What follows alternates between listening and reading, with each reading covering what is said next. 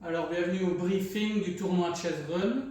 La première chose que je vais vous demander, c'est d'arriver à la salle entre 12h30 et 12h45 pour que le tournoi commence bien à 13h, parce qu'on aura besoin de faire les appariements à l'avance. Dès que vous arrivez, vous allez chez le directeur de tournoi pour dire que vous êtes bien arrivé.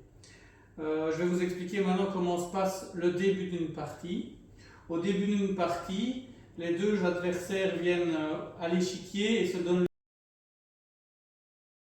la main pour le fair play. Ensuite, l'adversaire qui a les blancs, il va reculer jusqu'à la ligne au fond du terrain. L'horloge sera programmée à l'avance par le directeur de tournoi. Normalement, on reçoit chacun 10 minutes plus 5 secondes par coup, mais les personnes plus âgées reçoivent plus de temps. Par exemple, le joueur de 45 ans recevra 7 secondes par coup au lieu de 5 secondes par coup. De plus, les enfants de moins de 14 ans doivent courir une distance plus petite. Pour les enfants de moins de 14 ans, on mettra un petit pylône comme ça à la distance à laquelle il doit courir. Par exemple, un enfant de 10 ans ne devra courir que 10 mètres jusqu'au pylône et puis il reviendra à l'échiquier. Alors quand tout le monde sera prêt, les joueurs noirs seront tous devant l'échiquier et les joueurs blancs derrière la ligne ou derrière le pylône. Et l'arbitre va dire 3, 2, 1, go. Au moment où l'arbitre dira 2, les noirs vont démarrer la pendule et se retourner. Ok. À partir du moment où l'arbitre dit go, les noirs vont courir jusque derrière la ligne et puis revenir à l'échiquier.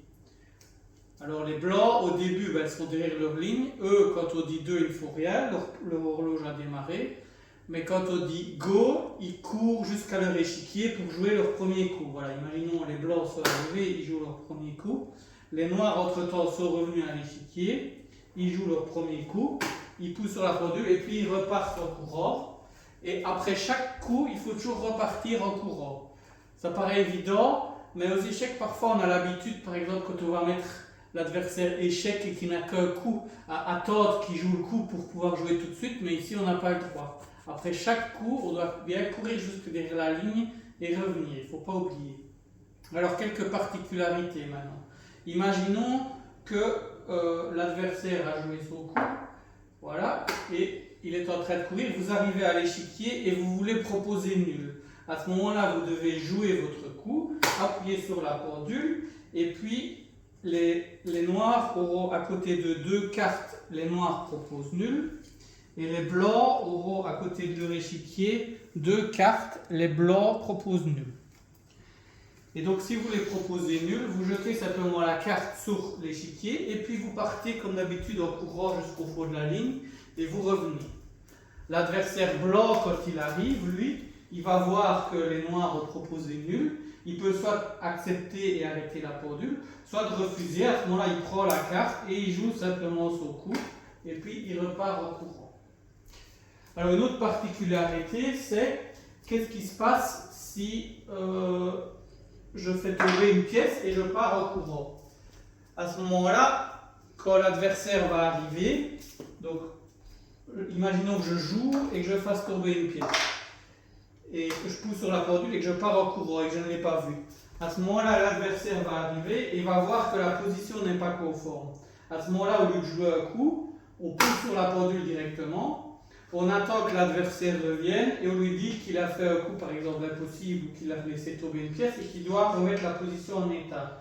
L'adversaire doit remettre la position en état et ensuite il doit repartir en courant. Sinon, il pourrait faire tomber une pièce exprès pour avoir un avantage. Et donc, à partir du moment où il a remis la position en état, il pousse sur la pendule et les blancs alors vont pouvoir jouer. Et pendant ce temps-là, les noirs est reparti en courant. Par exemple, moi je vais jouer, hop, et puis je repars en courant. Alors, au tournoi, on va demander le fair play, parce que c'est un petit tournoi, on sera entre 15 et 20 joueurs, et donc on ne va pas prendre des arbitres. S'il y a un problème malgré tout, vous pouvez appeler un des organisateurs. Alors, il y aura des prix. Le premier prix, ce sera 100 €. Le deuxième prix, 60 €. Et le troisième prix, 40 €. Et alors, il y aura aussi des livres qui seront des prix par catégorie que vous pouvez venir choisir. qui ne seront pas cumulables avec les prix en espèces. Donc les 3 personnes qui gagnent l'argent gagnent juste l'argent, et les autres prix seront des prix par catégorie. Un tournoi en 5 rondes au système suisse, la plupart des joueurs savent comment ça fonctionne. Et au bout de ce tournoi, on verra au classement qui sont les 4 premiers. Les 4 premiers vont se qualifier pour les demi-finales. Le premier jouera avec les blancs contre le 4e, et le deuxième jouera avec les blancs contre le 3e. Si lors des demi-finales, la partie se termine égalité, alors on joue une partie spéciale qui consiste à jouer avec juste chaque 10 minutes, mais pas d'incrément de temps. Et à ce moment-là, on ne peut plus proposer nul, et on doit jouer tout le temps, sauf si à un moment la position est vraiment une nulle théorique. Si ça arrive, on arrête la pendule, on recommence une partie, mais on ne remet pas la pendule au départ, on garde les temps tels qu'ils sont. Donc ça veut dire que quoi qu'il arrive, on va finir par avoir soit un gagnant qui gagne un échiquier, soit qui gagne au temps.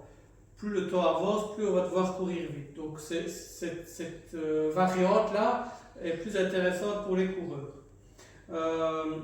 Et même chose en finale, le gagnant de la première finale aura les blancs en finale, et le gagnant de la deuxième finale aura les noirs. Alors pour pas que les autres joueurs restent à rien faire, on fera aussi des finales pour les places 5 à 8, et 9 à 12, et 13 à 16. Et comme ça, à la fin, on pourra avoir un classement général avec des prix aussi par catégorie. Et du coup, c'était tout ce que j'avais à dire, et je me réjouis de vous voir au tournoi ce dimanche, à partir donc de 12h30, 12h45.